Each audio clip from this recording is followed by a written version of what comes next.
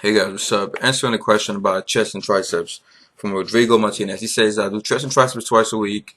Should I do one day? Finally, somebody who gets that to build muscle, you got to train the muscle more frequently. But anyway, should I do one day of straight incline, like incline dumbbell and incline bench, blah, blah, blah. And then on the other chest day, just do flat movements? Or should I mix up the routine with incline and flat? I think your original notion will work best because, to be honest, most people even do that for back.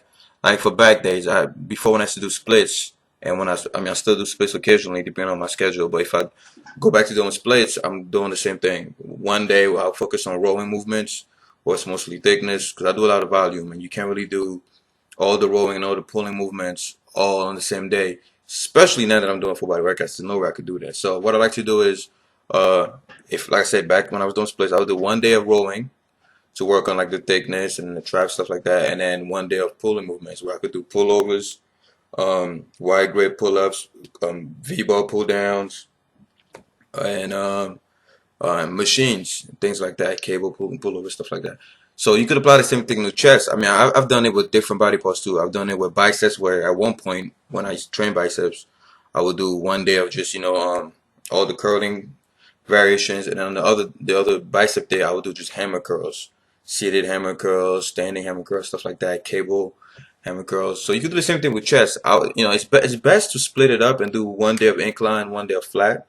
Even though you don't have to, I'm saying it's best to do it because it's easier to track your progress this way. This way, on the incline day, you can set it's easier to break your PRs. One doesn't, conflict with the other because believe it or not, if you do incline bench first and then you do flat bench, your flat bench is gonna suffer. In the same way, if you do flat bench first and incline later, your incline is gonna suffer. So you're never gonna get a true PR.